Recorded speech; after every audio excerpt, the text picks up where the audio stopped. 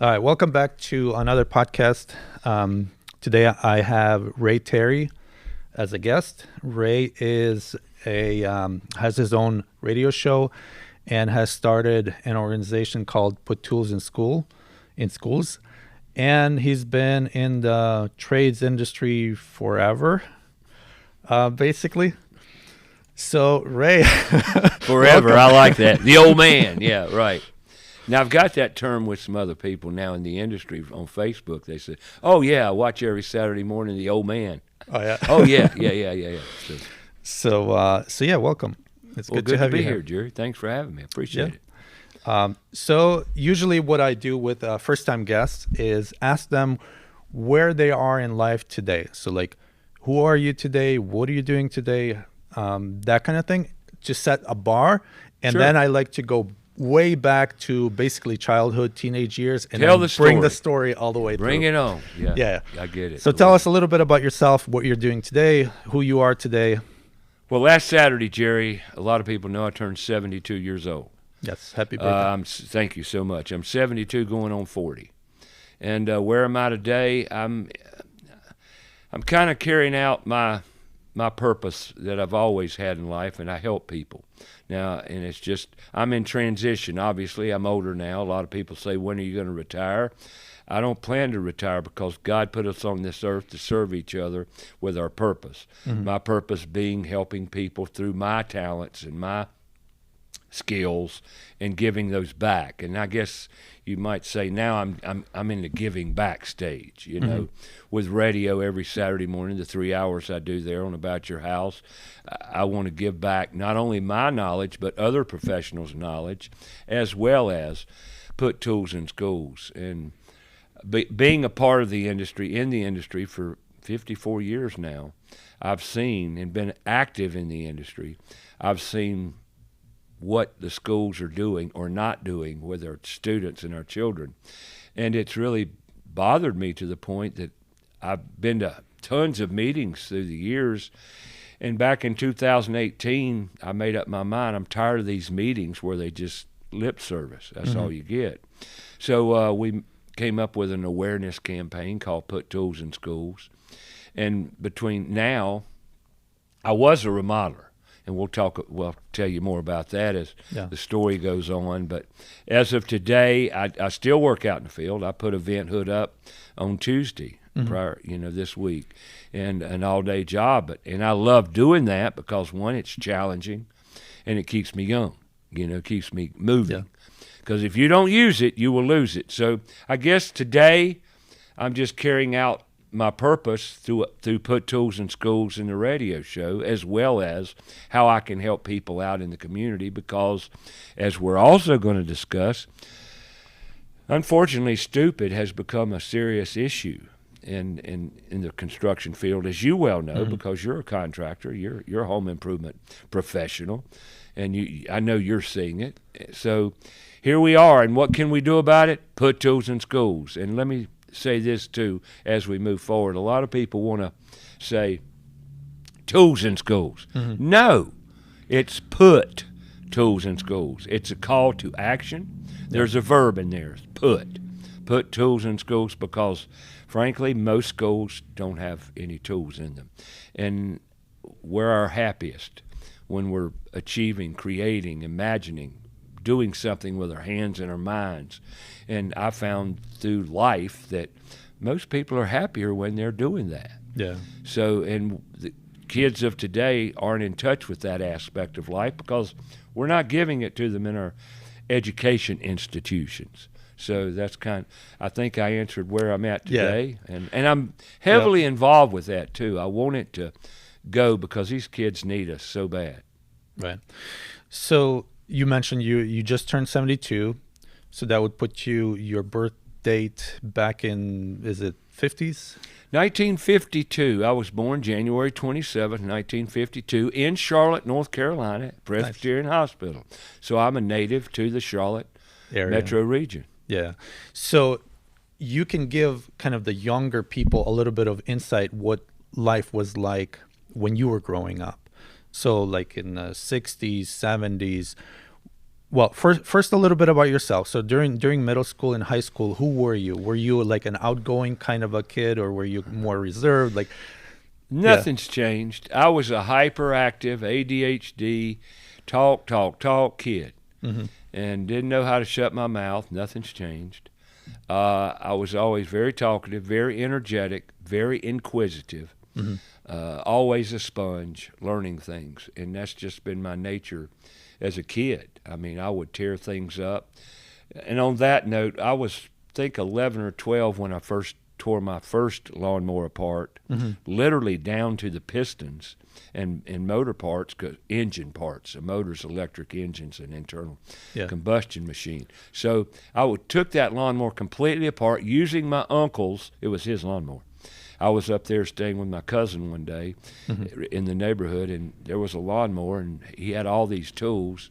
And I said, we're going to play today. So then I took the lawnmower completely apart, put it back together, and it cranked on the second pull. Nice. So that was my first adventure in mechanics, you might say. Yeah. But that's kind of just was always my nature. Built my first tree house when I was around 13. Mm-hmm. And now, one thing about my childhood, my father was an electrician. Okay. So I was around the trades my whole life because my father fixed the cars, roofed the house, repaired anything that was wrong. He was a fix-it man.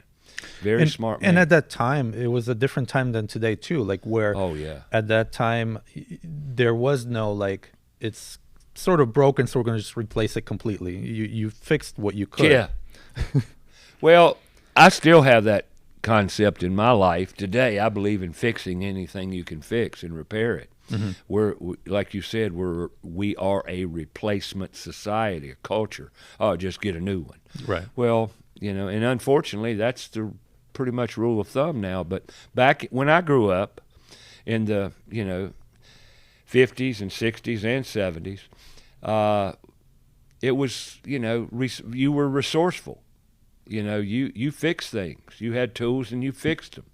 And that's where I lived my life. And my first bout with electricity, I think I was 12. I almost got electrocuted messing around with power. I was a kid.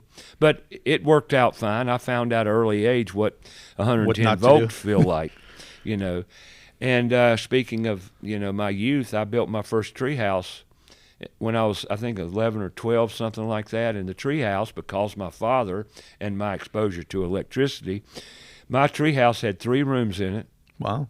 Yeah, it was roofed, had a roof on it, and lights in each room, because that's just kind of the way I was, I wanted to fix it up. And my father had wire and switches and boxes and that sort of thing. So you built a house, basically, in the tree. It was a tree house, and it was pretty neat. But anyway, that's just how I grew up, and it was a different time when I went to Behringer Elementary here in Charlotte, and then I went to Sedgefield Junior High back then. It wasn't called middle school; it was called junior high. And I took shop. I worked with metal, and because I was one of the top students in shop, my teacher came to me one day and said, "Ray, would you be interested in learning to print?" Mm-hmm. I says, "Yeah, sure, show me." So he took me to a little old room back there. They had enclosed in glass, and they had an offset printing press in there.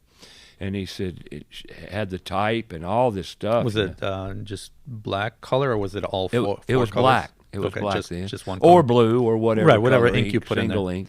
Yeah. It was real neat. So I spent a whole semester printing for the school, and the directories, the phone directories, and all the little things, pass outs, whatever. I did that in printing. So there again, things were different back then. I took printing in middle school, junior high.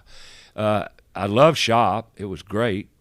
I learned a lot. But there again, I was always real adept to tools. And I could, and later on, we start driving, we're interested in driving around 14. And I'm no different, but I love racing and mechanical things, how they ran fast, like slot cars. Remember slot cars?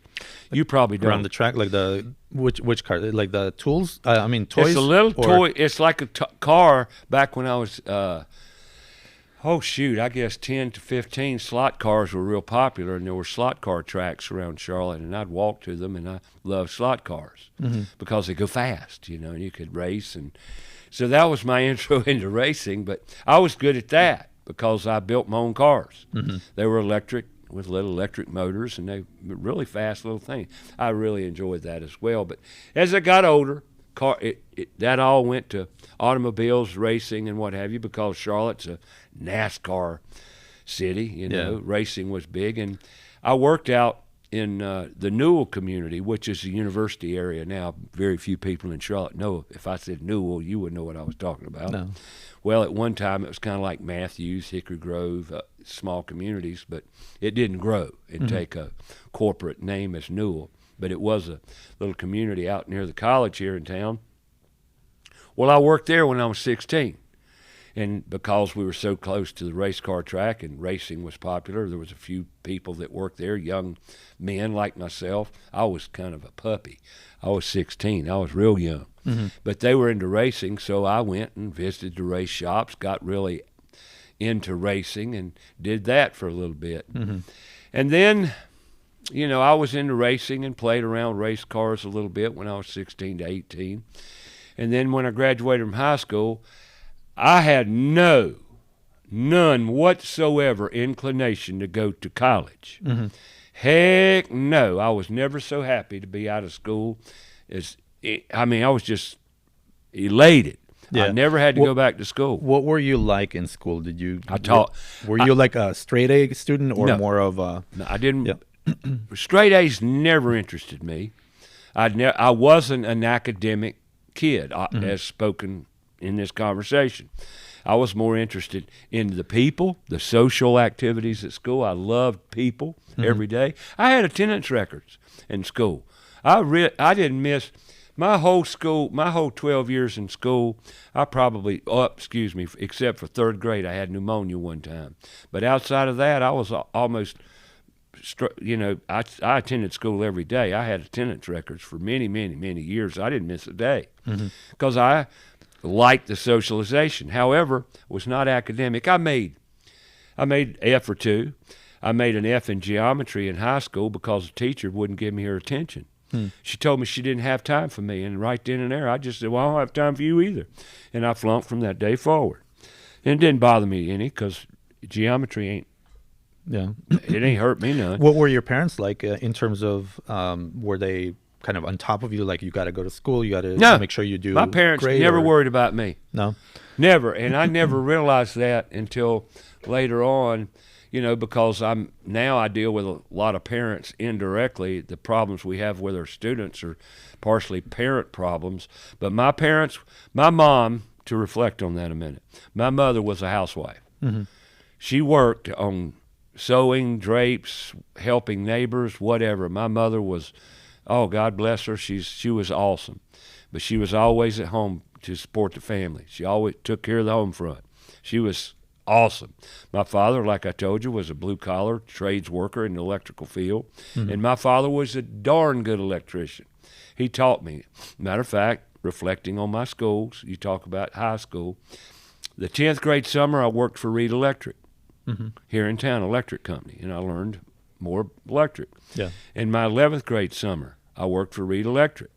So I worked in the trades in my high school summers.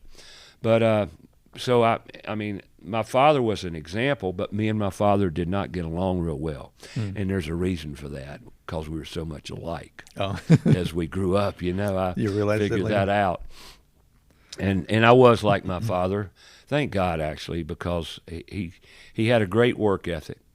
He didn't keep a neat truck, though. He was a sloppy truck. But he knew where everything was, worked for him. But he taught me what I didn't want to be like in that respect. Yeah. But he was a great electrician, taught me a lot. And my father, I ate breakfast with my parents. I had dinner with my parents every night. We had a dinner time. It was functional living, you might say, which isn't the case today for most part. Yeah. So, how many siblings do you have? Oh, good question. I'm the middleest. Okay. Out of three boys. I've got an older brother by He's 6 years old. No, excuse me. He's 4 years older than I, and I've got a younger brother, Dale, which he'll be on the show Saturday, Dale Terry, and he's 6 years younger than me. Okay. So, and he's been in the construction industry since he was 12, because he was dyslexic and also ADHD, and he was, a problem academic child, but Dale is smart as any. I would venture him on up there around genius level in certain areas, because he was incredible. What he could memorize, even today, what he memorizes blows me away. So, but he was dyslexic, ADHD, and he started working in the field outside with the trades when he was a young age of 12. Always, all of us, my older brother, myself, and my younger brother, we all worked. We always had jobs, always made money, and we were very motivated in that way. So when you were graduating high school at that time, if you could like go back, what were your dreams for the future? What did you kind of think for yourself for the future? That's a great question, Jerry. I didn't really ever worry about it. I knew that I could serve. I didn't put it in my mind at that point, I'm going to serve. And when I say serve, I'm saying anytime any human being serves his fellow mankind and humanity and does it very well, you can make a living doing it. Just pick your field you want to serve in and be darn good at it. Right. Be passionate about it. And I've always had that passion to serve and do my job very well. However, I must admit I was ADHD, which your mouth got you in trouble a lot, because you tend to, when I was younger, I would tend to tell you what you wanted to hear, which is not what you want to do. And like most men, I reacted. And when we react as men, we screw up and normally have damage control as a result. Well, these are things you learn as you grow up and you get older and you mature. But I never worried about my future. Never. But did you have like certain goals or certain things you set for yourself? No. I Just wasn't like goal-oriented that way. Okay. And I don't know why or whatever, but I wasn't. Now, looking back on my professional career, if there's any one thing that I would change, and that's my business sense, because I wasn't a good businessman. Money wasn't my objective. Never was. And that was a sad thing, because I could have been a multimillionaire. Maybe. But the maybes don't count. Yeah. The ifs don't count. I've led a happy life in school. I got to go back a little bit here, if you don't mind. Yeah. In high school, I was a top drafting student. And both years I was there in drafting. First year I took it, it was a one-class, course, 1 hour of drafting, and I loved it. Second year it was a two-class course, and I was the top drawer student in drafting. Matter of fact, this teacher came up to me and told me I had to grade the other students' papers, which, I mean, that put me not in a great light with all my fellow my fellow students. At any rate, I did that. And we had to design and draw a house, which I did and made an A on it. So I love drawing. I mean, I was also artistic. We all are. You just got to tap into it and stimulate it and activate that. Because God gave us creation, genius minds. We're all creators in our own right. But anyway, so drafting connected me with construction and the trades in a greater way. Even though I like to do mechanic work and be in racing, see, I'm ADHD, I'm all over the place. I still had that great connection with building through drafting, because when you draw something, you build it in your mind. Right. And boy, through the years, I took that with me in construction. And I need to tell you the crossroads where it all changed. Yeah. Got out of high school, went into National Guard. I joined the National Guard because it was in the Vietnam era. Okay. I did not want to go to Vietnam. No. Call me a draft dodger, call me whatever you want. I'll own it. But I joined the National Guard because I knew if I was in the Guard, I probably wouldn't go to Vietnam. But I could also serve my country. And that I did. So when I was 18, I joined the National Guard. I went off to basic training, in the Army. Mm-hmm. And my AIT, believe it or not, was wheel vehicle mechanic and track vehicle mechanic, which I was in the top 3 students in those respective areas in graduating or, moving on. And so I loved it. It was great. However, when I got out of the Guard, active duty, you might say, went back home, I quit my job as far as the service station in the auto. And now here's why I didn't worry. So I was unemployed, literally. And I went and visited a relative of mine, a first cousin, and he had just recently graduated within the past year of that time from the University of Florida as an architect here in town, which he was one of my mentors. I looked up to him. That's why I was visiting. And he had a friend of his that had graduated from University of Florida too in civil engineering, and he had moved up to Charlotte and gotten a job with one of the large construction companies in Charlotte called Irvin back in the day. And Irvin, you don't know this, but Irvin and John Crosland back in the 50s and 60s were responsible for many subdivisions in Charlotte. And Independence Boulevard was developed by the Irvin Company back in the day. Okay. So he had a job with Irvin, and he asked me, I'm sitting there watching TV that night, Ray, what are you doing? I said, I'm sitting watching TV. He said, no, what are you doing for a job? I said, actually, I quit my job yesterday, and I'm not employed. He says, well, would you be interested in working construction? I said, sure. He said, could you build steps, a set of steps? I said, sure. And I had never built a set of steps in my life, but I knew I could. That's self-confidence, right? Because I was confident I could do anything, even at a young age of 18. So he said, well, come do an interview tomorrow. I said, sure. So the next day I went out to Treetop Apartments construction trailer and met one of my dearest, most wonderful mentors of my whole career, Clayton Stokes, the superintendent of that apartment project to be built. And I met him, and however, remember the question about steps? I went that day after I met Clayton because he says, can you build steps? I said, yes, sir. And he didn't say, have you ever built a set of steps before? He didn't ask me that. He said, can you build them? I said, yes. When I left there, I went and bought a framing square. Okay. And if you've ever bought a framing square, there's a little book that's taped to one of the blades. And a framing square is an L, And that little book on it told you all about how to build a set of steps.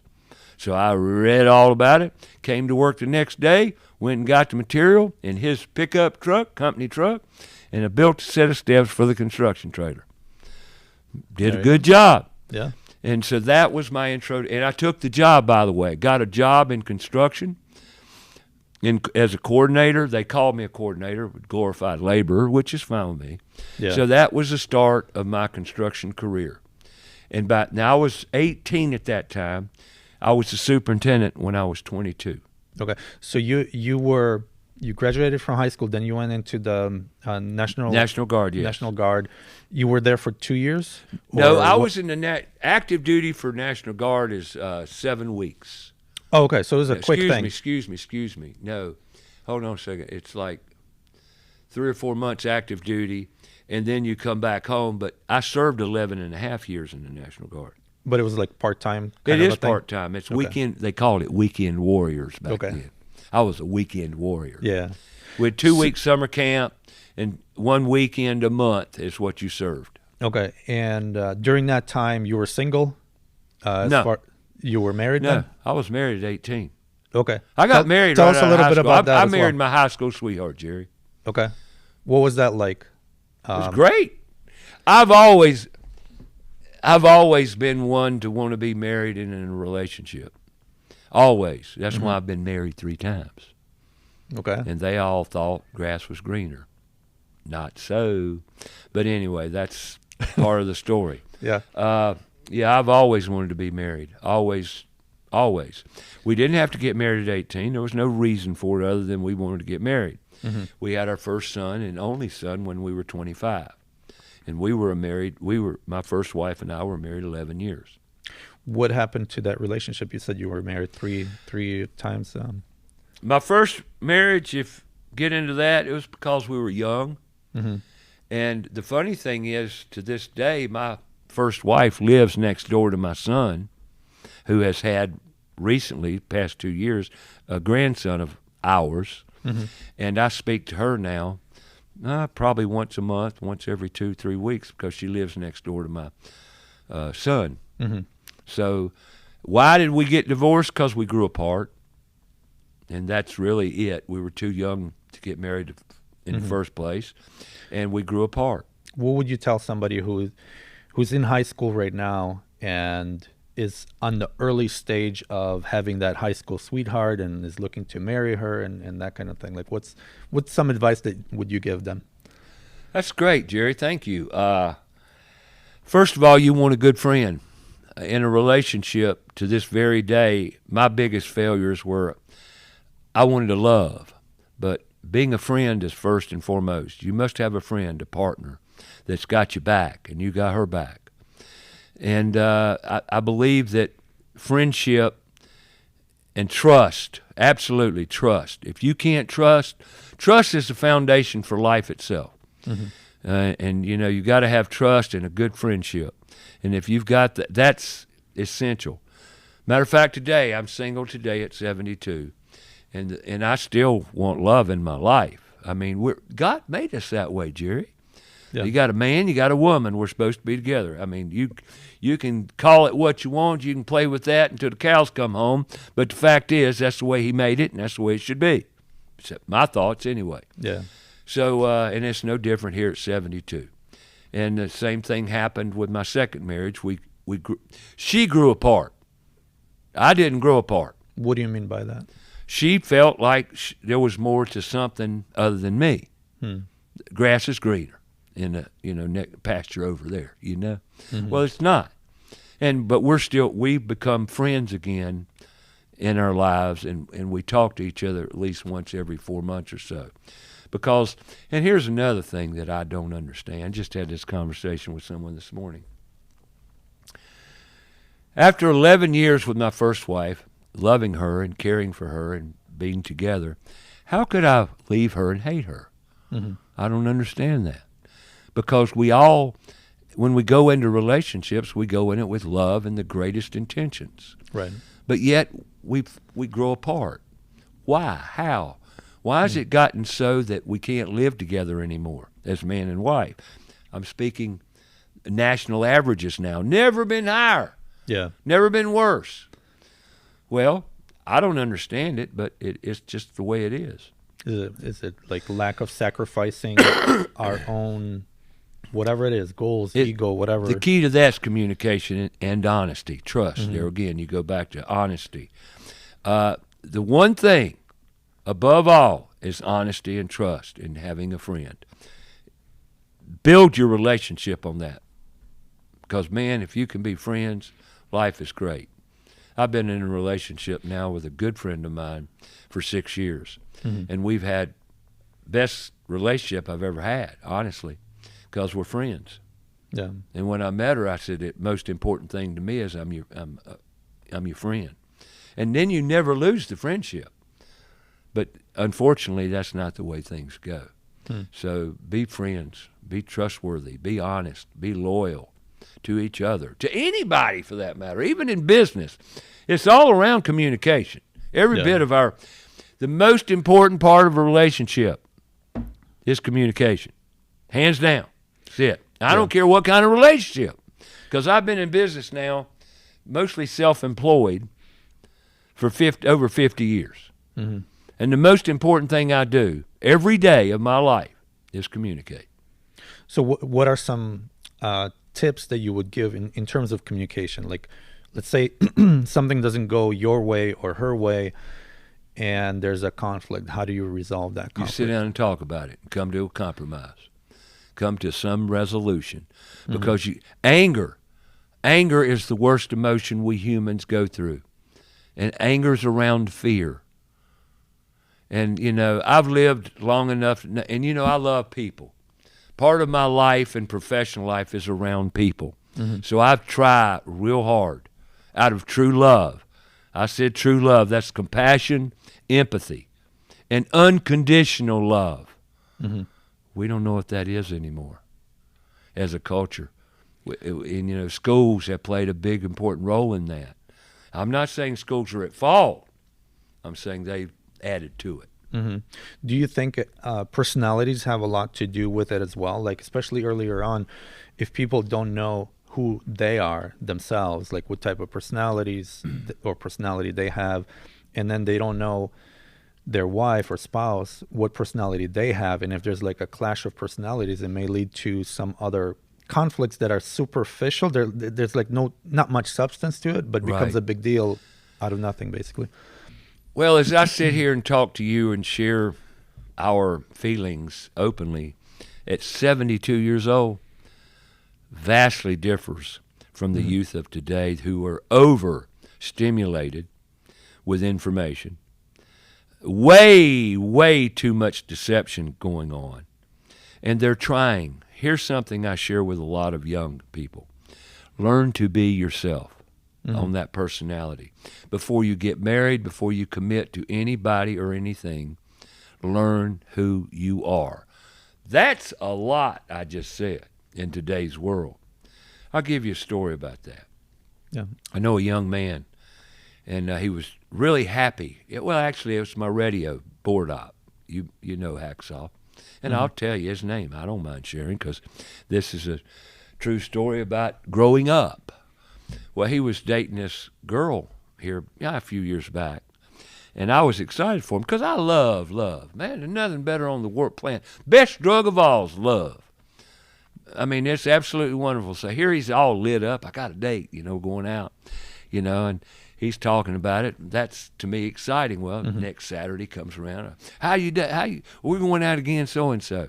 Well, next week comes up. I says, how's it going? Well, it didn't work out. It just, it's no longer. I said, let me ask you something. When you went out with her, did you try? He looked at me and said, what do you mean?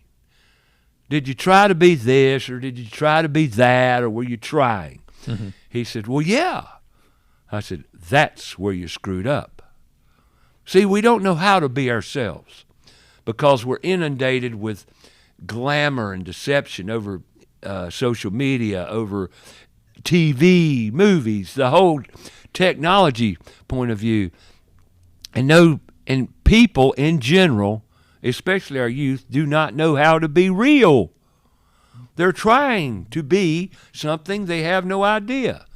Maybe they're kind of thinking that they have to be somebody else in order to be accepted. Absolutely. That's exactly what they're doing. So be real. Be yourself. Learn who you are. And by the way, happy. Yeah. What does that mean anymore? Because I ask people a lot here lately, are you happy? And it takes them a minute to figure it out. They have to sit and think about it. You ask me if I'm happy? Yeah, I'm happy. Happy in the moment. Yeah. People don't realize, and I reflect on that topic because of our students, our kids in school. If you ask them what's the number one thing you want in life, they'll say money. No. It's not what you want. Then they'll look at you and even come to the point of arguing with you. Yeah. And that's what we're teaching our kids. What you want is happy. Yeah, they don't realize what they really want. They just see potential, like the Instagram. They're overwhelmed with influencers and so on. information, and everything's glamour and glitz, and I want this, I want that, new, fine, fast cars, whatever, just pretentiousness. We're a very pretentious bunch of people in America, and spoiled rotten. Yeah. Now, these are my views. Hey, take them for what it's worth. Yeah. But going back to, let's say, 60s, 70s, what was life like then in terms of people, community, what people thought was important, what wasn't important, like from that perspective? That's a great question in respect to today's world. Yeah. Back when I grew up in Charlotte, North Carolina, it was community-based, meaning it was all about the community. Radio was all about the community, And then all that changed. Honestly, it changed around 1990, because 1990 I became the first chapter president of NARI. the National Association of the Remodeling Industry. Now, and I'll share this with you a little bit here. Technology was pretty much just poking its head out, so to speak. Because I didn't know anything about computer estimating in 1990. That was the year I put my foot in that bucket and started learning about computerization, estimating on computers. Now, and by the way, drafting for me in high school was on a drafting board, a drawing board with a parallel on it. No computers, no technology, no CAD, none of that existed when I was in high school. So I grew up with a pencil and a drawing board, So, but now, fast forward to 1990, everything was moving into CAD, computerization, all that. Well, NARI started in 1990, October of 90. Well, I was the first chapter president. We didn't have an executive director. So here's this organization that I'm supposedly the president of. That was new to me too. Well, and also computerization. I was learning computer estimating at that time. And I had 2 jobs. I got 2 jobs in construction at that time too. Got fired from both of them. That tells you a little bit about my personality. Good, bad, whatever it is, it's who I am. At any rate, so I got fired from one of those jobs and went home one day. And I was looking around my room, my office there at the house, and there was an Apple IIe computer that we had bought my stepdaughter for Christmas the year before. Nobody ever used that computer. And there was sitting an Apple IIe computer. Floppy disk, in all old days. And this is kind of the story. So here I was, knew nothing about an Apple IIe, didn't know much about a regular old PC, but I was learning, right? So what did I do? I cranked that puppy up, and I started learning that day, and I ran the organization and had developed estimating programs, the whole 9 yards, all on that Apple IIe, and that got me started in the computerization of my tomorrow world, you might say. And it was all from there. Now, that change right there, prior to 1990, I didn't have any email. I didn't have any computerization. I didn't have all the technology that we've got today. Social media, non-existent. Websites, pretty much non-existent. So how has it changed? Oh, my gosh. You've got to have an infrastructure, like your studio here. If you're going to be something today, since COVID, the pandemic, everybody's turned into a podcast star. Everything's changed. And it has changed, and it's constantly changing. Do I like it? No. I'm old school. But everything changes. And ever since 1990, things have accelerated incredibly. So how is it, like, technology brought in the change, but what was the world like in the 60s and 70s compared to what it is now? A lot simpler. A lot more simple. Now, I don't know if that's good or bad, because there's a lot of benefit. And I'm not going to sit here and sound like an old curmudgeon that hates technology, because I don't. I've enjoyed the benefits of it, and it's by far a great tool. But it's a tool. And how things different. Things were much simpler back prior to 1990. Much simpler.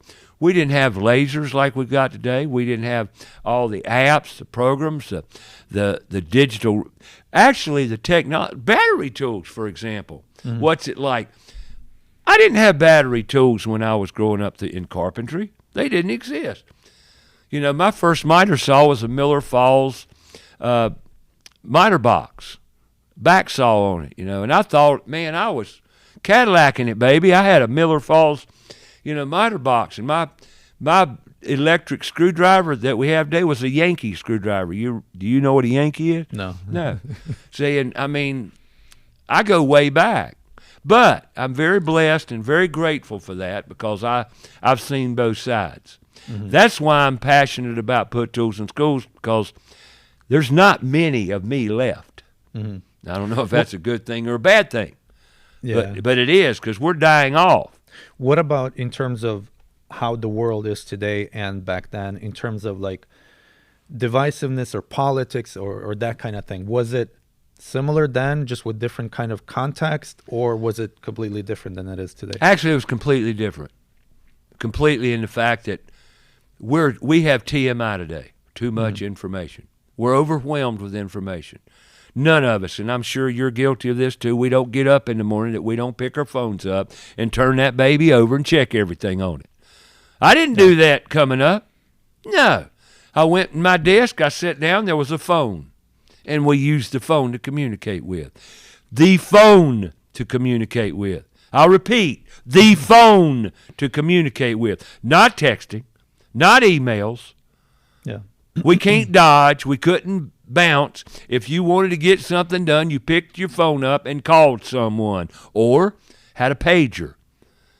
See, I didn't have my first cell phone until I was 22 years old. And I was fortunate because they gave me one in Irving Construction, and I had one in my truck. I was one of the first employees. Well, there was about 10 of us that had mobile phones with the big box in the trunk. You know, so, but you communicated. You picked the phone up and you called someone. You know, when I grew up in construction, if you wanted to make a call, you didn't have a cell phone, you stopped and used a payphone.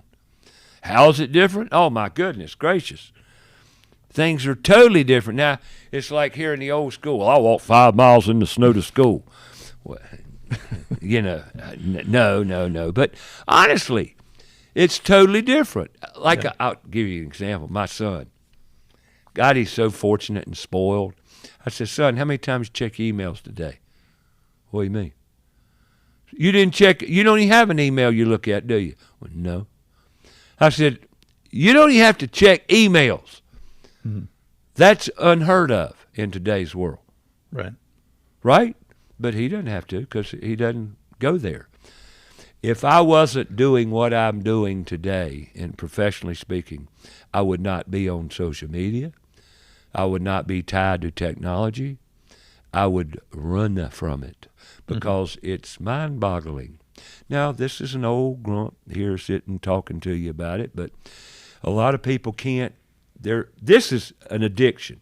Smartphones, they're addictive, and it's killing our kids. I said killing, yes. That's what Put Tools in Schools is all about.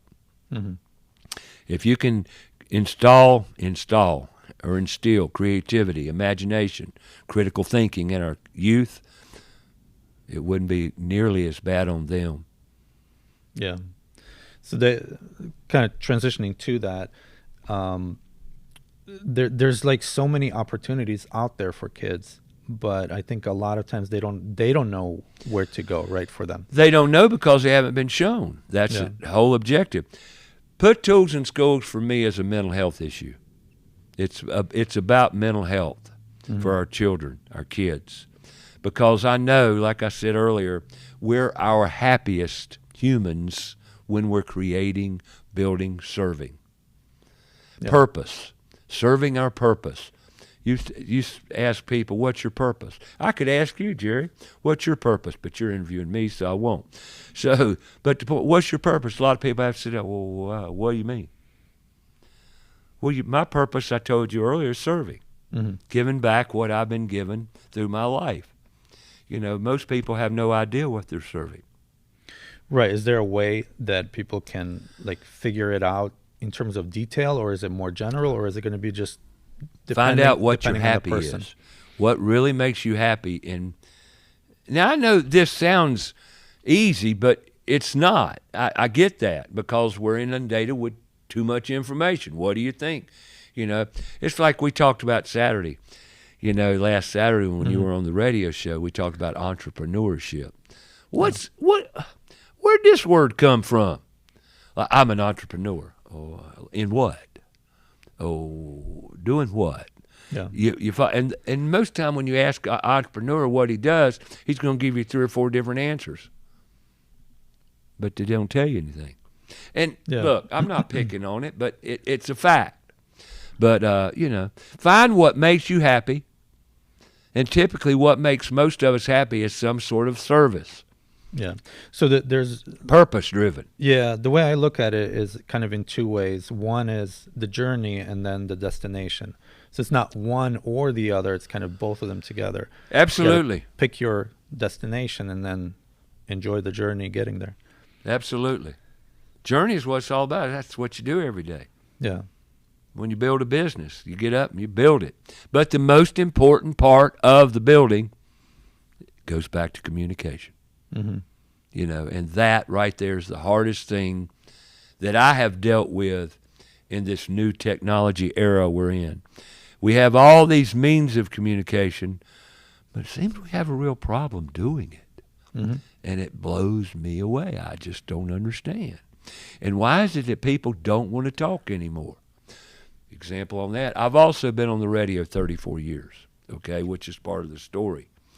You know, in 34 years, I realized the most effective way of getting anything done is dialogue, Mm-hmm. voice, talking. Would you agree or disagree? Yeah, yeah. I mean, understanding other person's point of view, and when you have new information from all sides, then you can really learn something. If you just have your side, And that's I all would you rather know. talk than type any day. Yeah, Just coming over here today for this interview, I talked to a lady and she says, "I'm right with you, Ray. I'd much rather talk." And we get a lot more done. yeah. So a method of communicating in person, obviously gives is the best way, because not only do you hear it, you see the facial expressions, the body language, and so on. Well, even in a conversation over the phone, Jerry, you've got inflection to voice, dialogue. You got excitement you can hear in somebody's voice. You can hear sadness. You can hear it's body language via phone. Yeah, And you get that you Yeah. will never get via text and or an email. And plus, if it's over 2 sentences long, I ain't doing it. We're going to talk. yeah. So I think the challenge today is the kids are growing up messaging, like everything's online, Right. everything's like through text message. It's disconnected from voice and video for the most part. I mean, sure, there's video chats, but they're more comfortable just talking through text. Something. Yeah, exactly. And it becomes harder to talk in person for them, or Well, I'll give you a great example. You know, I do talk radio. mm-hmm. Back in the 90s when we started, I first was on the radio of June of 91. Remember that talk we had a little earlier about technology? Mm-hmm. Well, back then everybody used a phone predominantly because Yeah. we didn't have all this technology. So they would call in every Saturday morning and ask you questions, and you would have interactions through dialogue via phones. Here we are, 2024. People don't do that anymore. They Right. won't call unless you're giving them something, or it really calls for them to call. Yeah. The other thing I think that plays a role in it is people's extroversion or introversion. People who are introverted, it's harder for them to pick up the phone or talk. I think in the I beginning. think we fed that a little bit in Yeah. all this technology, Jerry. It's made the introverts more introverted. Yes. Like you. And we Yeah. talked about this. You're basically an introvert. Yes. And when I met you, I said, he don't talk much. But I love the fact that you're stepping out of your comfort zone to change yourself and own it. And that's Yeah. admirable, and I honor it in you but there again, back to the kids, we're not teaching them to talk. Right. My point was more so to help them understand, okay, even if you're an introvert, that doesn't mean that you have to text only. You can get out of your comfort zone and learn the communication skill, like pick up the phone, be uncomfortable on the call until you become comfortable. Sure. In talking. And we need to teach that. Yeah. But Yeah. we're not. Unfortunately, we're not teaching them. And, Yeah. you know, the complications of today's world via technology are immense with the psychology and the overall mental health of our children. And it's drastically. And part of my life is I don't watch TV at all. Mm-hmm. I do not watch mainstream media. I won't do it. Can't do it. Okay? But what do? Do I do screens? Oh, yeah, I do. Way too much. But I'm doing research. I'm listening to people talk about what we're talking about in kids, psychology, what we can do. And I've done my research and will continue. And I don't believe anything anybody tells me off mainstream media. Yeah. I will check it out, have since I was in the 6th grade. And what got me started, if I might share this, when I was in the 6th grade at Barringer Elementary, Miss Shepard's class, I'll never forget her, love that woman. Miss Sargent was her name. Miss Sargent. John F. Kennedy was assassinated. Mm-hmm. And that same day they told me this man named Lee Harvey Oswald shot him and told me how. And I looked at the TV and said, there ain't no way. I knew then it was a lie, and today I know for a fact it's a lie. And they've been lying to me ever since. Yeah. And I don't believe anything you tell me. I'm going to go figure it out or find out on my own. And I'm one of those conspiracy theorists. Yep. Don't tell me something and expect me to believe it, because I won't. Yeah. And I'm going to go down the rabbit hole and figure it out, because you know what? This is the one fact about me that I don't like about our culture today. I was born with a very, very good mind, just like you, Jerry. We all are. Mm-hmm. Genius mind. All of us. And then you go to school and they take it away. I'm smart. I don't need a diploma to tell me I'm smart. I don't need a degree to tell me I'm smart. And I don't need to be certified to prove I'm smart. I can show you. Yeah. Any way you want me to, I'll show you how smart I am. I don't need validation. But in today's world, it don't work like that. Mm-hmm. You've got to have a degree. You got to be certified. You got to be educated. What the heck is education anyway? Indoctrination. Thank you. Good word. I love it. Yeah, bingo. Indoctrination. Yeah. Do it our way. Well, during the Industrial Revolution, there was a need for a certain type of workers that would just do routine factory kind of work. So education was, my understanding of it anyway, back then was set up to create these industrial workers. And then with each kind of stage or part of different age, I think the education system kind of shifted with that. It's like, okay, what kind of workers do we need today? And they're shifting to it more and more. But then there's other things that kind of seep into it, and like control over people and so on, that is kind of put in there. I tell you where it got crazy, and here it is today, and we don't need to sit and dwell on this. It's all about money. Mm-hmm. Every aspect of our culture and lives are about money. This really gets into the issue of our kids, because most people I know are chasing their tail. I understand. It's harder today to live than it's ever been. Mm-hmm. Financially speaking, it's brutal on people. It's not talked about enough. The prices of groceries are going up every day, and we live in a world of struggle right now, really. And so how do we deal with all this? Because it is a struggle. How do we deal with it? With love, very important, but we also need to find out what we're true to as human beings, and that's where we've lost it. We don't know, we keep trying.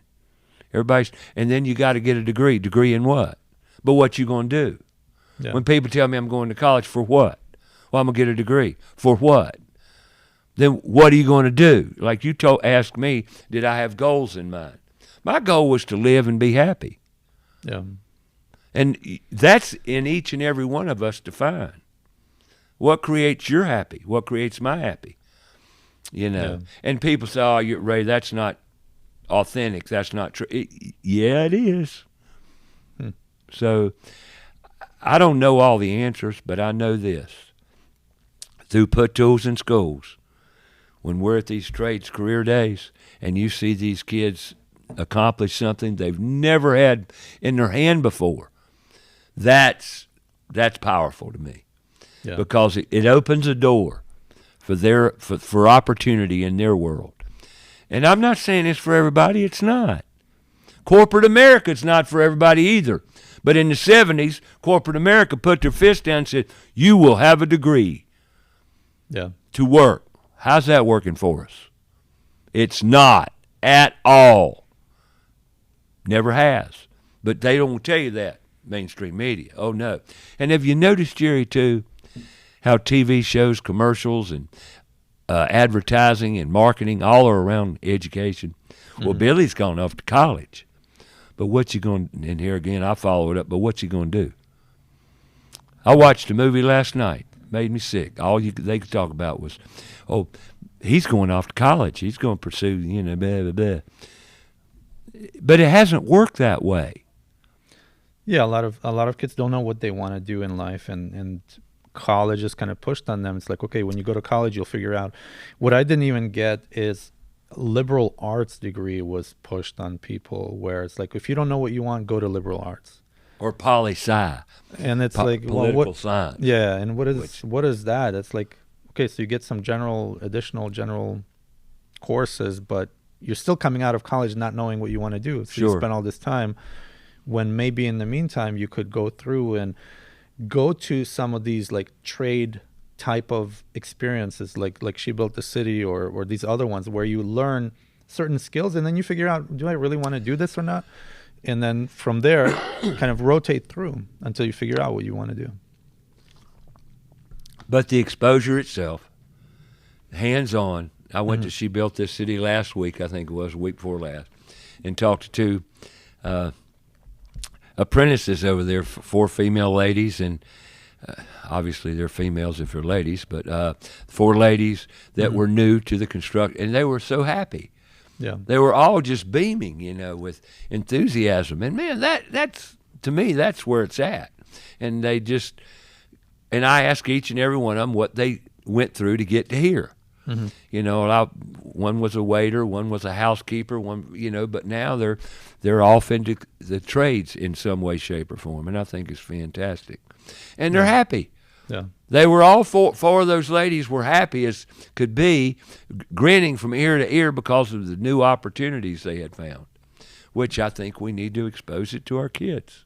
And that's really the simplicity of it all. But I have to say this. As you and I speak now about the trades and putting tools in schools, the industry behind all this, the industry that has all the tools, they must step up and be a part of this. If they don't step up and get involved in this education to our kids, nothing's going to change. Nothing. Because the education system won't do it on their own or can't do it on their own. They can't. Yeah. I'm sorry to say that. I don't really want to say that. But it's a fact. I've been playing this a long time.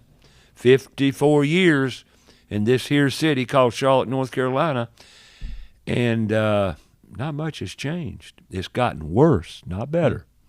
Now look, I'm not sitting here trying to run down our education system, but it isn't working. What do you do when something doesn't work? You fix it. Yeah. Don't take it personally. Just let's work together and fix it. That's where we're failing, because we're not working together. We're working diametrically opposed in some cases. Why do we do this? Why can't we come together? So we need some common goals around that. Like, what is the common goal? Like, children and their future should be the goal. It's all about our students, our kids, the future with them. Yes, that should be the goal. After you graduated from high school, you went through a period of your life where you did different things. You were doing electrical work. Eventually, with building those steps, you got into carpentry, I guess. Well, you call it. On that note, back when I started with Irvin, we were building a multifamily. I think there were 7 buildings with 8 units per building in them, if my memory serves me correctly. And that was a great learning. That was college to me, because there was this whole big open area of land we were building 7 buildings on, and there was earth moving equipment, excavation going on. There was, the first day I got on the job, Clayton Stokes, the boss. Superintendent said, come here, son. We walked out to the hill there and looked down the hill because we were on this big hill. Mm-hmm. And he looked down there and says, I'm going to tell you the most important thing you're going to learn in construction. You're going to start with it. The most important thing you're ever going to know or need to know about construction. Control Mother Nature first. Mm-hmm. Now, what do I mean by that? Where's the water going? Yeah. You control the water. And he sat there and talked about that for at least 30 minutes, about how important it was to control the water from the very first day. Mm-hmm. And the reasons why. And believe me, it stuck with me to this very day. The first thing I look at when I get out of my car at a house is the drainage. I look at it. It's just a thing in my Ingrained. life. Okay. But because of that opportunity in my life, I learned carpentry, I learned concrete work, and I learned it by going out and doing it with these subcontractors on this big job. Finishing concrete, hanging wallpaper, finishing drywall, roofing, carpentry, all kinds. I learned it because I would get to go out there running a piece of excavation equipment. I ran backhoes. I ran front-end loaders. I mean, operated them. I got to play and learn. And it was like, wow. I was the last superintendent to get laid off with Irvin Company, by the way, at the ripe young age of 22. Wow. So I worked my way up, and it was a blast. I had a lot of fun in those 4 years that I was with Irvin. But they bellied up because of poor management and here again, corporate takeovers and that sort of thing. That was my first exposure. Excuse me. Excuse me. I apologize. But I learned so much. And not only that, I became the troubleshooter. When they had issues with other projects, they'd call me and send me over there to finish them up or take care of the stuff. I did everything and anything I could get my hands on to learn. Yeah. They had a John Deere 450 front-end loader. Oh, man, I love playing with that thing. Mm-hmm. I moved some dirt. I had a blast. Then I'd go out and play with the backhoe, you know, and get on it and I just got to go out and dig just like a big old toy. So you were 24 when you ended that job. What did 22. you do? 22. And what did you do after that? I was at Rain Tree Country Club at that time. Okay. That was back when Highway 51 was 2 lanes from Pineville to Matthews. And there was no traffic light from Pineville to Matthews, believe it or not. There might have been one at Providence Road, but Providence was 2 lanes in anyway. So they laid us all off last day out at Rain Tree at Irvin. I drove a van that Irvin owned to North Carolina National Bank, bought that van, and started Terry's Contracting Services. And that was my intro into remodeling. Now, I started hanging wallpaper because I loved hanging wallpaper. Still do. But after a week hanging wallpaper, oh, heck no, I'm not doing this every day. No way. Yeah. I learned real quick that we didn't want to do wallpaper. Now, if I did a job where we had to hang wallpaper on the job, that was different. But to go out every day and hang wallpaper all day, no way, dude. Ain't going to happen. You know, and I loved hanging it, but... So from that point forward till pretty much now, have you been just doing your own contracting? Pretty much. I did kitchens and bathrooms predominantly. Got involved with the NKBA, the National Kitchen and Bath Association, right then, actually, as I went into my own thing, because I wanted to know more on the professional side of kitchens and bath business. And the NKBA, the National Kitchen and Bath Association, was very, very strong in education. And I got in touch with the local chapter. They have a North and South Carolina NKBA chapter that kind of different cities around they meet at. Well, they have great education benefits, so I joined and got the benefits of the education and the forms they had. The knowledge and experience that was around that was invaluable to me at that time. So I learned through an association, the National Kitchen and Bath Association, to be a better professional in the kitchen and bath industry. And I pretty much latched onto that, and I was strong into that up until NARI came along. in 1990. What about what about your non-professional part of life, like social activities, hobbies, things like that? What did you do throughout your life, or what were some of your interests? Well, my interests have always been home improvement, working with my hands and playing, creating, building, whatever. Even when I owned my first house when I was 21. Bought my first house. It was an Irvin house. I got a good deal on it because I was an employee. Oh, and by the way, I got to go drop back a little bit. Early on in my construction career, remember I told you that service station out in Newell that I worked at? He called me up one day, he being Baxter Caldwell, the owner of that station, which was another wonderful mentor in my life.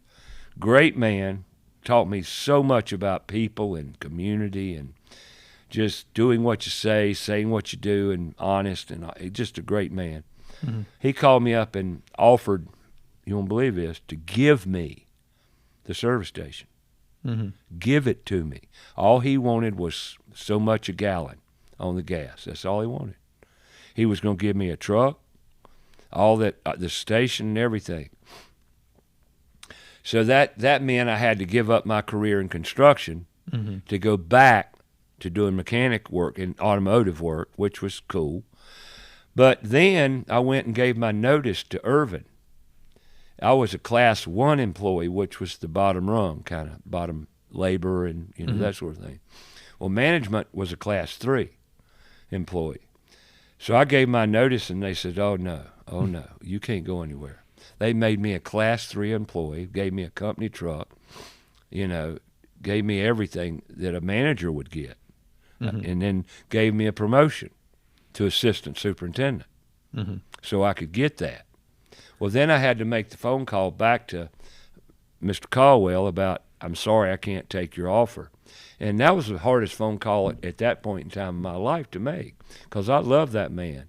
And I really loved the opportunity. But here I was, a 21-year-old guy, or 21. I was 20 at that time, actually, when that happened. I was 20 years old. They're making me a Class 3 employee, giving me this big raise, tremendous benefits, and I just couldn't say no.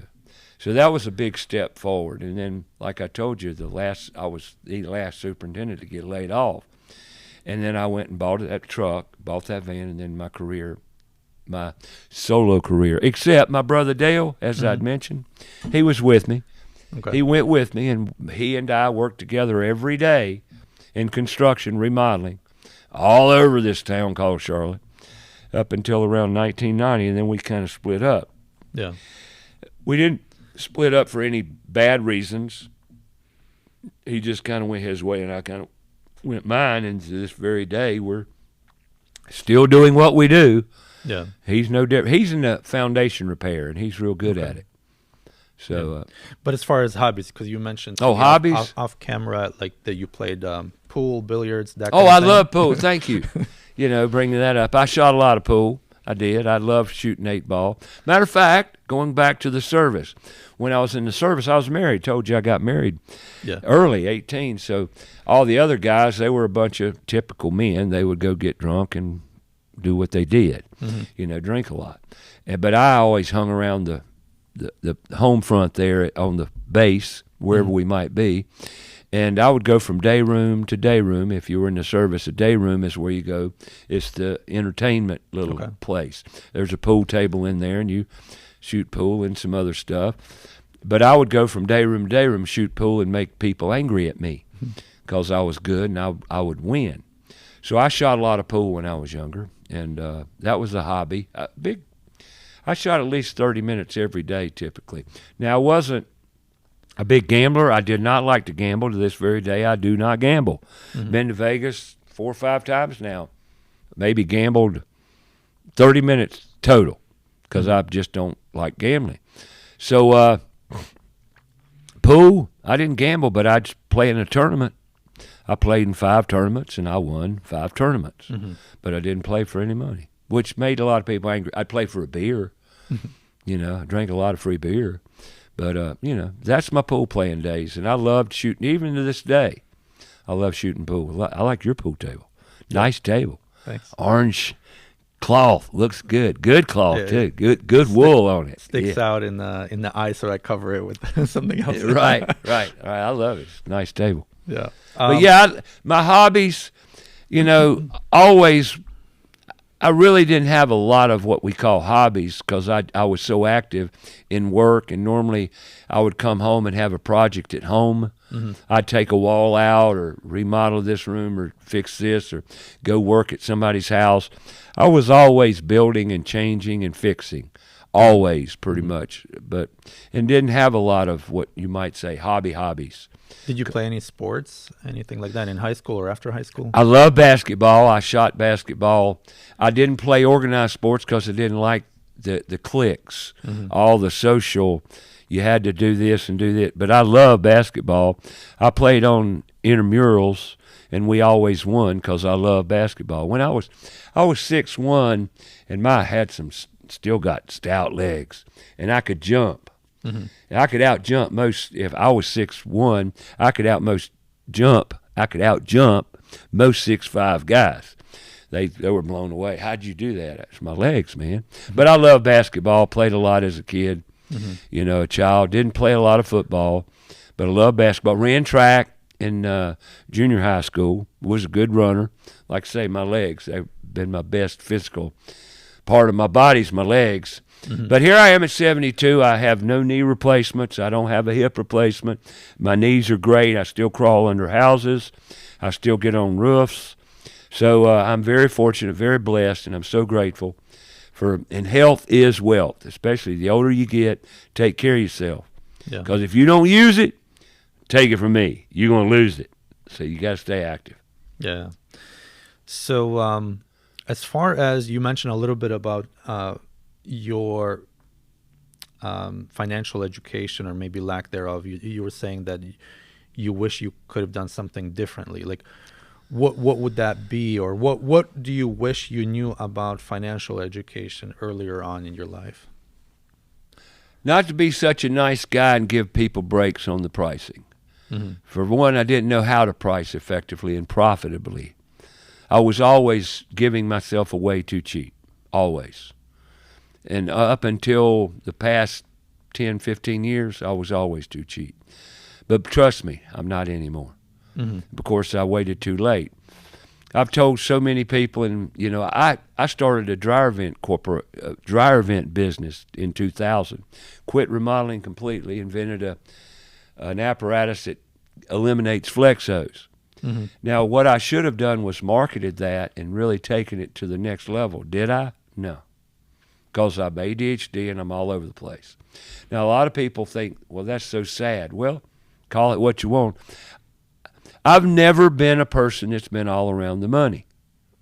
I'm about nurturing, helping, getting the job done. To my demise in the financial department, a lot of people say I should be a millionaire. Well, I am. It's just not in the money realm. Yeah. But, I guess my biggest downfall was not learning how to market myself and be profitable the way I should have been.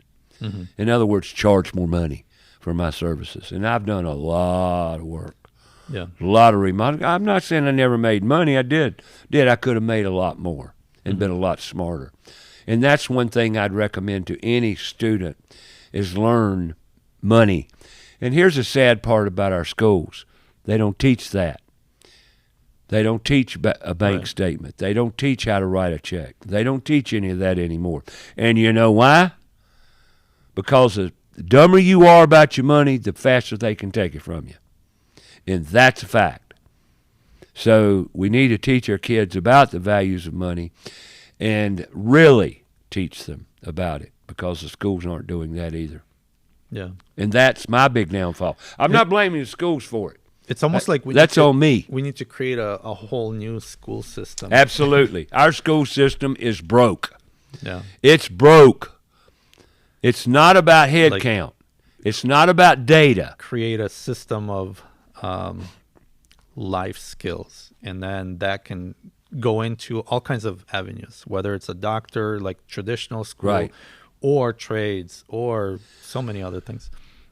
You know, a lot of people say, Ray, ask me, what do you deem as the answer to all these issues?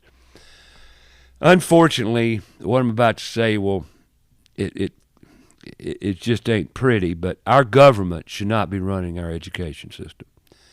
Because when you have kids and young minds at your disposal to change and make and scam and corrupt, that's what's going on. Yeah. Unfortunately. And that's what's been going on. You know, and it's just, we need to change it. We need to fix it. For the state and well-being of our country. Yeah. How do you think people should change or go about that change? First of all, you got to accept the problems. Mm-hmm. Know what's going on. And, you know, it's not about data, okay? It's not about test scores. It's about children and their career opportunities and pathways that give them purpose and happiness. We're not doing that. We're telling parents, I think you and I talked a little bit about that. Parents are telling their kids, no, you don't want to do that. You want to go here. First of all, parents shouldn't be telling their kids where to go. I know you love your kids. Look, I'm a father. I'm a grandfather. I get it. You want your kids. What's the main thing you want for your kids? You got 4. What do you want for your kids? I mean, so I know your answer. So my answer would be more like fulfillment. Like I want them, whatever path in life they pick, I want them to be content with that path. I want them to be productive in it, where they're not looking back and they're like, I wish I did something different, or they look at somebody else and they're like, oh, I wish I could do this or that. Like, I want them to figure out what their purpose in life is specifically and fulfill that purpose. Exactly. But the kids have to find their purpose. Yeah. You can't do it. Right. You can't do it as their parent. Right. I mean, I can suggest we have to give them aid and help and direction. Right. Loving them and caring for them, but we can't tell them what to do. Yeah. Now, you can give them your advice. Oh, I could sit here and tell you story after story after story from hearing from parents. And even being a remodeler, I've been in a lot of kitchens over my life having this discussion with the kids in the room. And the parents will interrupt the kids and tell the kids what they want them to hear and do. And I'm thinking, wait a minute. This isn't your life, it's his life or hers. But then again, it's none of my business. They're not my kids. Yeah. I think parents have good intentions. Absolutely. But they kind of go about it the wrong way. They think from their perspective, like what I wish I could have done differently. And then they kind of potentially impose that on their kids. Well, in 1970, it all changed. In the 70s, it all changed when corporate America put their fist down. Now, I graduated from high school in 1970. And that's kind of the benchmark where everything kind of changed a little bit. Corporate America put its fist down and says, no, you got to get a degree. You got to have a degree to enter the workforce. Basically, and that's what they said. And they marketed that and pushed that till now. Yeah. Now we've lost 3 generations of parents to that scam. Now all the parents in 3 generations think the only way to success and happiness is get a degree. Yeah. I think it's changing, though, today. I think it is changing. There's a change where people are seeing other people like online and so on, where they're not going to college, but they're choosing a different path. Absolutely. Working hard, but figuring out what they want to do and getting there. Well, even since 2018, and I take no credit for anything. I mean, really, I'm just doing what I do, raise awareness, and just try to expose the kids to opportunities that otherwise they won't get, right? Mm-hmm. But since 2018, I've upset some people because of on the radio in this big town we call Charlotte, North Carolina, 2.5 million people within listening and hollering distance from me. Mm-hmm. Okay, now that's not Charlotte proper. That's 7 counties surrounding. 2.5 million people that I'm blasting. I've got the opportunity to reach, not necessarily do that. But when I criticize and bash the educational system, it offends people that are in education. I'm not trying to offend teachers. I love teachers. I like educators for the most part.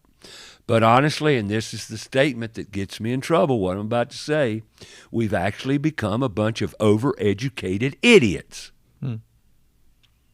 And that's the sad part of it. But when I say that, as I just did, and people, well, he can't say that. Yeah, I can. I've been around it a lot longer than you, probably. And it's become a fact. Yeah. You know, and I'm sad to say that because it's affecting our kids, and they're killing themselves at an unprecedented rate. What are we going to do about that? Got to do something. That's what I'm doing, you know. But see, here's another problem. In Charlotte, we're so cliquish. Mm-hmm. Everybody wants to do it. But we've got to collaborate. We've got to collaborate. Collaboration over competition. We're not out to win a prize here, folks. We don't have a finish line. There is no winner here except for the kids. We've got to come together as an industry and overcome this issue. But we can't do it without industry coming to the plate. Can't do it. Yeah. It won't happen. What challenges have you seen for industry for reasons or whatever it is why industry is not coming? They don't have the time and the money, apparently. Mm-hmm. But see, the most precious commodity we all share is time. Mm-hmm. Time is the most important commodity we all have. We need time. And in companies to get, you probably need labor, don't you? Yeah. Every company needs help. Well, if you need help, that means you got a shortfall on your schedule because you're not able to produce like you want to produce. Therefore, what is it? Is it going to go to a trades career day or is it going to go to profits? I get it. It's tough. But if we don't do it, nothing's going to change. So and that's our biggest shortfall. Getting in schools, we can do. I firmly believe if I did a big outreach right now, but I'm very concerned about businesses showing up because I've done it. Last year this time, Put Tools in Schools was in 13 different high schools. Mm-hmm. And with great success, I might add. But we couldn't have done it unless industry showed up. The least amount of companies we had was 3, which is deplorable.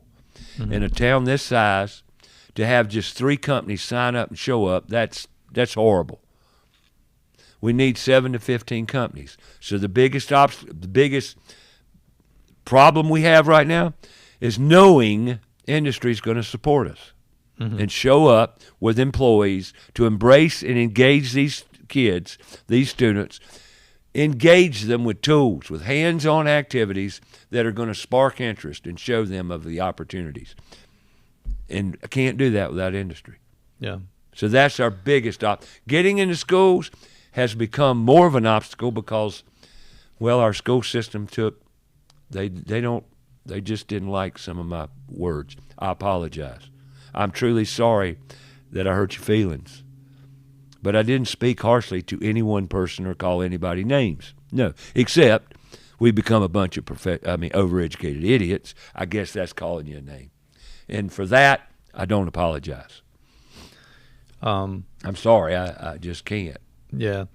So sometimes I think it becomes challenging for industry, depending on the size of the company. If this company is kind of mid-size, I would think they should be able to at least assign a guy or two or to go to these events.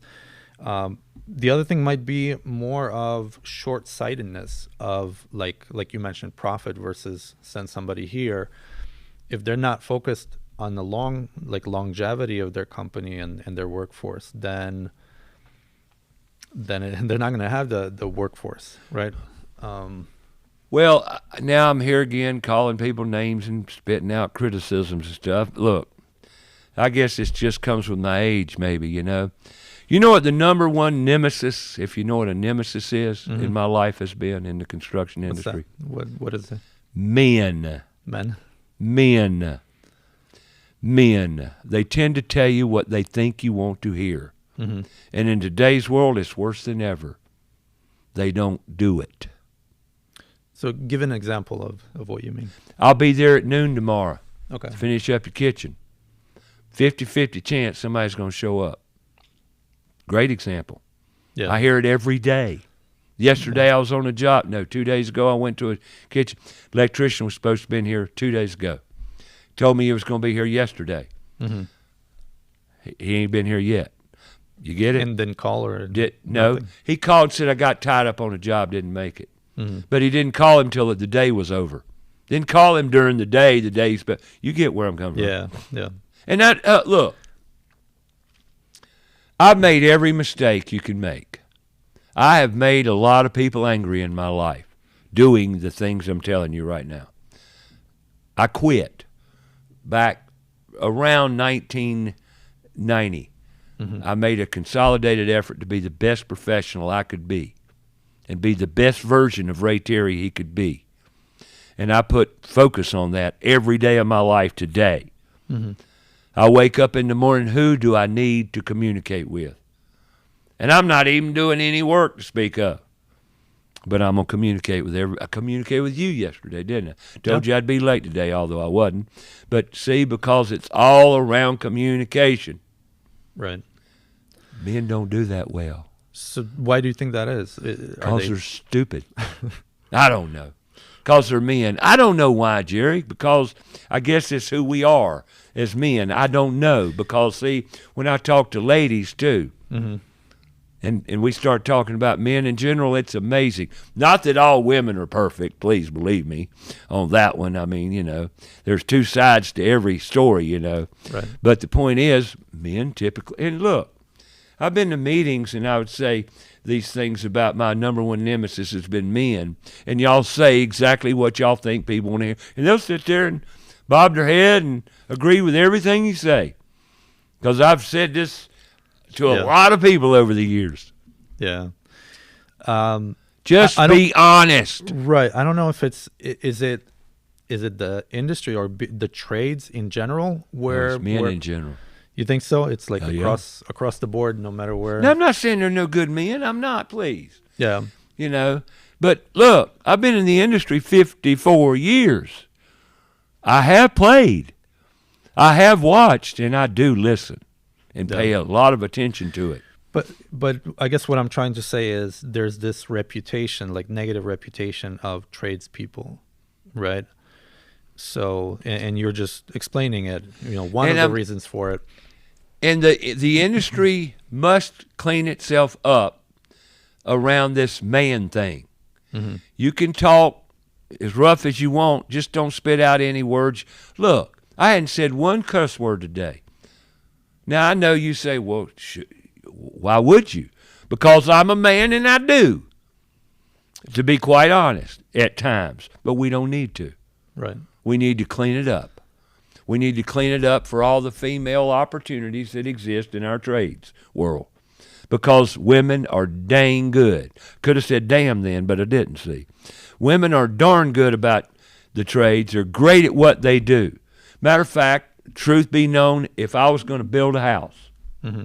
and I had my choice of 10 women or 10 men, I'd take the women hands down. Every time. And what are some reasons for that? They get it done. In the past 5 years, Jerry, mm-hmm. I've been to meetings, a lot of meetings around the industry. And I've noticed something. There's a lot of women in the industry. A lot. I mean, you got women heading up ABC, the Association of Building Contractors. You got women heading up 2 or 3 different other associations here in town. And and she built this city. They're kicking butt. They're mopping up and getting it done. Yeah. That's why they get it done. Not saying it's not without problems. But more women are in the industry than ever before. I'll give you another great example. Went to a NARI meeting here about 3 months back. Mm-hmm. And I was going to talk about put tools in schools at that meeting. There were 83 people in the room. Yep, I counted them twice to make sure. Mm-hmm. 40 of those 83 were women. 40, half the room were women. Yeah. When we started NARI, the room might be full, 30, 40 people in the room. 3, 4 were women. Get the point? Yeah. We've come a long way, baby. And I love the fact that women are involved. I love it. Are they as physical strength as we are? No. There are limitations, but we certainly don't have to degrade them, talk rough. We need to treat them like they deserve to be treated. Yeah. And we need to clean up the construction industry around that fact. Like it or not, we need to clean it up.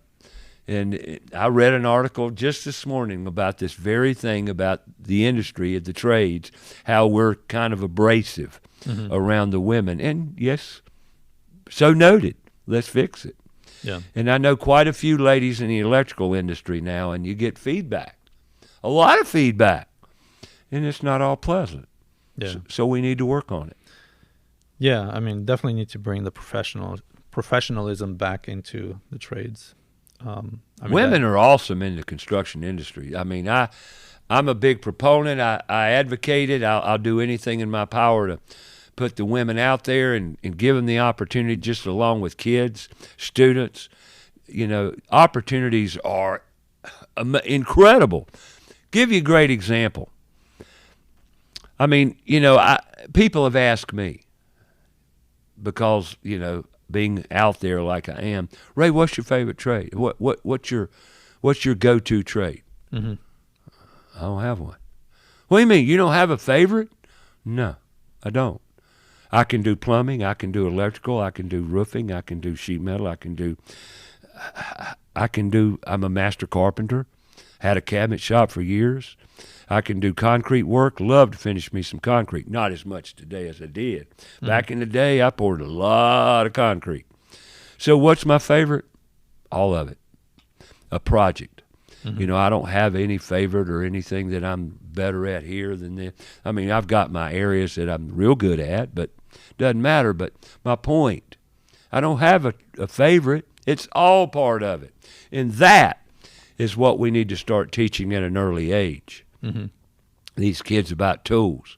I've got a 2-year-old grandson now, and he's already pulled the triggers on several tools, power tools, because we want him to be familiar with it and not be fearful.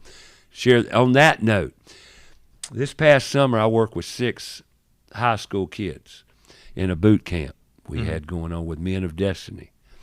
And they came over to the toolbox, and the toolbox is this big warehouse we're making into a connector lab. It'll have all the trades in it, and people can come over and play with electrical, this, that, and the other, and we can direct them into a career pathway. But I was over there, we're cleaning it up, getting rid of stuff, and we were repairing drywall. And you know what an oscillating tool is, right? It's a little, okay. So I'm making to patch drywall, you need to make if it's a round hole, to patch it, you need to make it a square hole. Okay, and a great tool for this is an oscillating saw. Yeah. I gave it to the saw to one young gentleman, and I says, you're going to cut, and told him how to make the square. And, oh, by the way, out of these 6 students, not one of those 6 students could read a tape measure. Not one. Wow. Bad. And they 2 of them got emotional about it because it bothered them. They could not read the tape measure.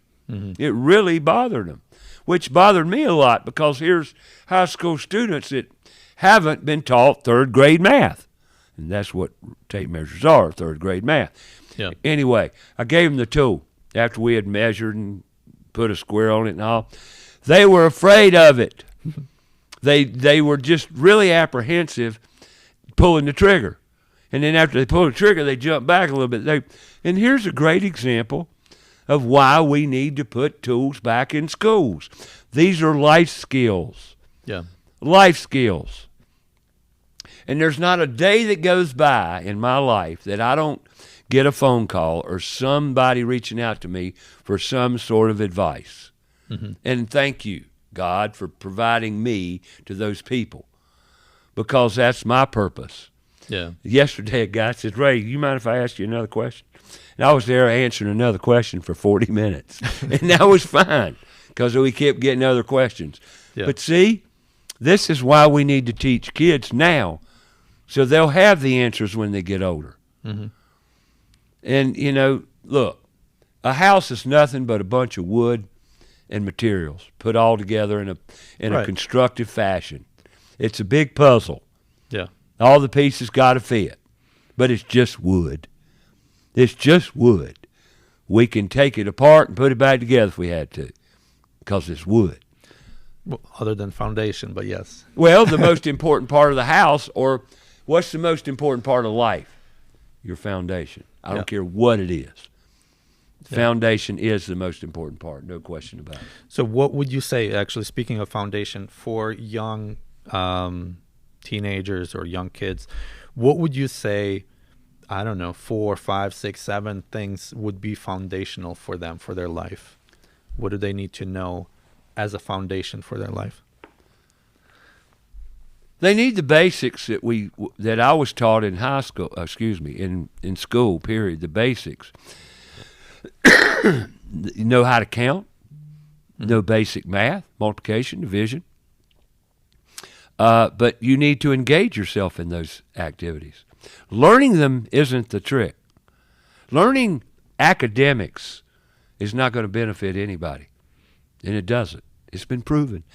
MIT, Harvard, they've all done studies. You know, academics, learning, memorizing does not work. Acting. How'd you learn a computer? You used it, didn't you? Right. You couldn't learn it any other way, could you? No difference. None. What on earth do educators think they're doing by studying books all day in classrooms and getting up and thinking you got something? No.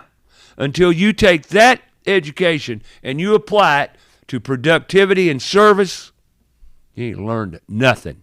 Mm-hmm. So counting, that kind of thing. What else? What else? Basic communication skills. But it's kind of hard to do it when you got technology invading your life. Mm-hmm. And these are things. Actually, the biggest detriment to mankind right now, and it's almost, I wouldn't say it's hard pressed, but technology.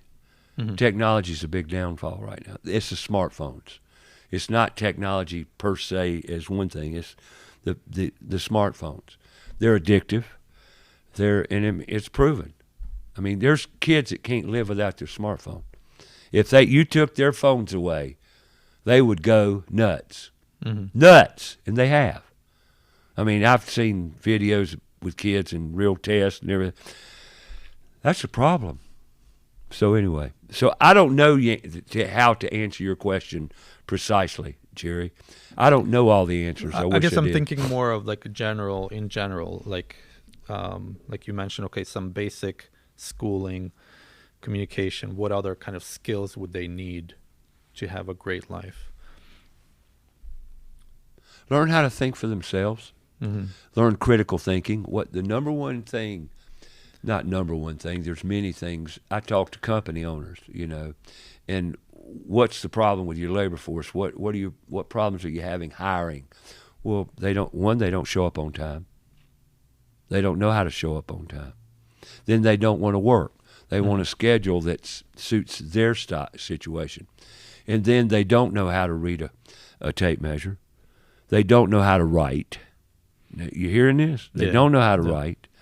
So what are they learning? You hear this from college graduating kids in corporate America.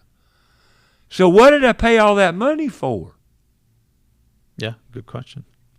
So what do they need to learn? They need to start all over again and come back and learn the basics of life and then learn critical thinking. Critical thinking is resourceful thinking, imaginative thinking. You go to school in kindergarten, go in the kindergarten room, what do you see? Bunch of toys, puzzles, cars, trucks, toys, stuff, building Lincoln Logs, Legos, all that stuff, right? Mm-hmm. Go into a first grade class, what do you see? It's all gone. That's the dumbed down stage. You can't learn without toys. You can't learn without playing. Yeah. That's the reality. I'm not telling you that. Clinical psychologists will tell you that. Yeah. So, here we are. Jordan Peterson, you know who he is, I'm sure. Well, Jordan Peterson will tell you. I showed a video at one of my meetings one time about boys need to run and play. Mm-hmm. They need to do it. It's part of their human nature, what God put in them. But can't do that at school. Right. I mean, you have That's detrimental to one their period of gym or something, but yeah. That's and they've taken gym out of school. Yeah. So, like I said, I'm not sitting here telling you I know all the answers, but I'll tell you what you could do is give these kids activities that enrich their brain and stimulates critical thinking along with their creativity and imagination, because that's who we are. Yeah. God made us that way. Why aren't we exercising those attributes we all were born with? Yeah. That right there to me, because see, if you're going to build a desk, you're going to build it with tools. Mm-hmm. You're in measuring instruments, pencils, all those things. But while you're doing it, it has to fit. The process in learning to build anything that works is absolutely an educational masterpiece in itself. Yeah. We're not doing that. I don't care what it is, be it a musical instrument. Music is all about math. I played an instrument. Played trombone in the 7th grade, and then they moved me up to tuba, sousaphone. Mm-hmm. But see, in music, you got to learn math. Like the beats and the all beats, that, right? the notes, all those things. Math comes in. Well, that and also has to sound pretty. So that's creativity. Yeah. Even writing. Someone stopped me at a meeting the other night and said, "I disagree with you that we've taken all the creativity out." What about writing? What do you use to write with? What do you use? If you're physically writing, pencil, or a pen or something. And the other keyboard is what? You're moving your fingers. Yeah. But you're translating your mind, your thinking, into your hands to produce writing. No different. None. It's all the way you look at it, I guess. Yeah. We're all creators. If you want one thing that's going to stimulate kids into a greater tomorrow, don't stifle their creativity or imagination. Mm-hmm. Matter of fact, exercise it as much as humanly possible. That's where you find their purpose. That's where you find they're happy. Mm-hmm. I'm not saying everybody's going to like it. They're not. But you'll win a lot more than you lose. Yeah. And it's a fact. And that's simple, isn't it? Yeah. Why aren't we doing it? Definitely. So what else would you want to share about any organization, your radio show, or put tools in schools, or anything else? I'll say this. We've got to come together as community, and we've got to spread some love, because the answer ultimately about all this is love. Caring for our fellow mankind, caring for each other, and taking care of each other. Most of us in today's world, we're so narcissistic. It's about me, me, and it's not. It's not about you. It's about us, and it's a we thing. These problems we've talked about today, Jerry, are we things. We all have to address them together, collectively. And you asked me to share other things. Networking, for example. Associations, groups come together. Networking is very, very valuable because it gets people collectively thinking together. But here again, unfortunately, we're too zeroed in on my club, not our club. Mm-hmm. The biggest thing I see in this town, going to upset people here too, is so cliquish and narcissistic and ego-driven. Mm-hmm. My biggest problem in my life has been ego. In this town, goodness gracious, the egos. And then a lot of people would say, well, if that ain't the pot calling the kettle black. One of the biggest life lessons I've ever learned is about ego. Jerry, I'm going to ask you a question. When does a man lose his ego, or a woman for that matter? When does a human being lose his ego? I don't think you ever lose it. Oh, yeah. You think so? Yep. I mean, you can diminish it, but I think it's always there. Eckhart Tolle wrote a book called A New World, Finding Your Life's Purpose. I'm not a big reader because I'm ADHD and my brain just goes everywhere when I start reading a book. Although I read that book. Changed my world, changed my life. Mm-hmm. It changed my professional career more than anything has ever changed it, because there's a chapter in there called Ego. Mm-hmm.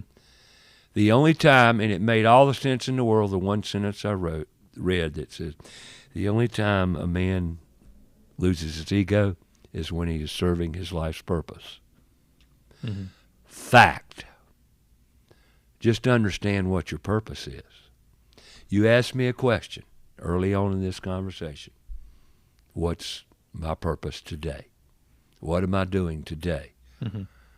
And what did I say? I'm serving my purpose. Serving man. And that's as simple as it gets. And we all need to do that. But you can't do it unless you know what it is. Right. So how are you going to serve your purpose if you have no connection to it? Yeah. And therein lies a large problem around everything what we've been talking about today, right? Yeah. Yeah. Now, how do we get there? Our kids. Yeah. And that's as simple as it gets. And I've got a 2-year-old grandson, I said, and he will never step foot in a public school if I have anything to do with it, because he's going to be active. He's going to be engaged in life in its entirety, and he'll be educated, but not that way. Yeah. So, and unfortunately, we, as a community, as a country, right now in the state we're in, we got a lot of work to do. And it's not about the money. And here's another fact, Jerry, I want to spit out here. It seems to me that everybody thinks money's the answer, because you talk about a problem, well, we got to raise money to do that. No, you don't. You have to embrace the problem. It's not all about money. Put Tools in Schools has been raising awareness since 2018. We ain't had no money because it doesn't take any money at this stage. Now we're moving into a new chapter where we need money because we're going to do some great things for kids and our future. Yeah. But we need money. And I want to thank you for what you've done for Put Tools in Schools and continue to do. Thank you. Why do you do that? Why are you doing what you're doing? I mean, it's a good question.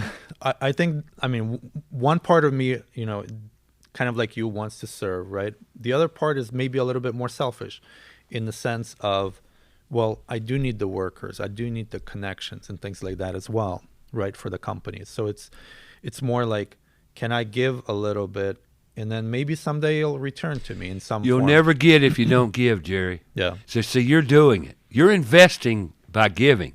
Yeah. And there's something, and glad you brought that up.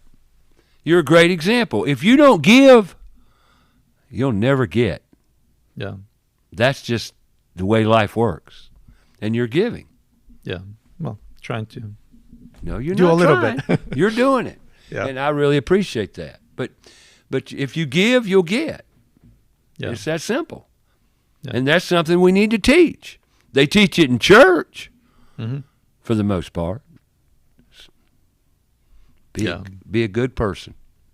Right. And we need to teach those soft core skills in values as well. Don't tell me what I want to hear. Tell me the truth. Mm-hmm.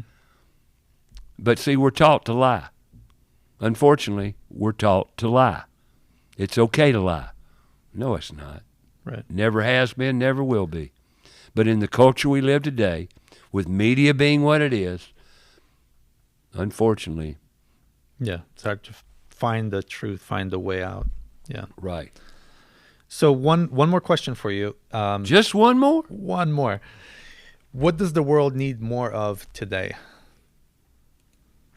Compassion, empathy, love, and that's it. Mm-hmm. The answer to every problem we have right now, Jerry, every one of them is love.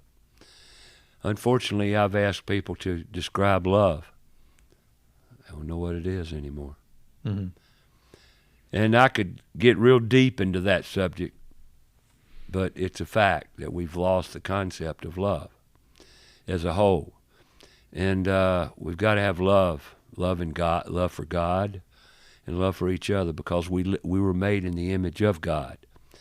So we must be godly people. Yeah. And I don't mean to get religious, because I'm not that religious when it comes down to it, according to today's status quo. Mm-hmm. But I'm as religious and as spiritual as any human you'll ever meet, because I live by the principles of God and the man and the mankind that we are. And we're all made in that likeness. So we all must act in that likeness. At least that's my values. Yeah. Yeah. And I get this question a lot. Yeah. Just the other day, somebody said, "Are you a Christian?" I said, "I'm connected." And that's my answer to that. Mm-hmm. And I don't say yes or no. I just say I'm connected, because I don't want to get into a long, lengthy discussion about that, which I have at times. Yeah. And that's okay, because at least we can talk about it. Yeah. And Communicate. what are you connected to? What am I connected to? The universe and life itself and nature. That is God. That's it. I'm a down-to-earth person. When you break through all the stuff, it's very, very simple. Life is very simple.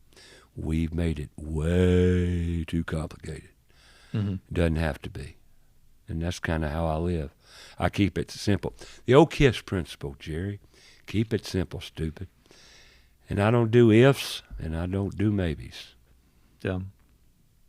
That's it. Well, Ray, thank you for joining me here and sharing your story and all the information that you've shared. I know I've been all over the place, and that's pretty much been my story. I am all over the place. Nothing changes except I'm getting a little bit more concise on my planning so I can get more done. That's all. Yeah. And I thank you for all you do. I thank you for having me here today. Appreciate what you're doing. And we'll continue to work together and maybe change some lives. Definitely. And I thank you so much. Yeah. Thank you. All right. Thank you, people.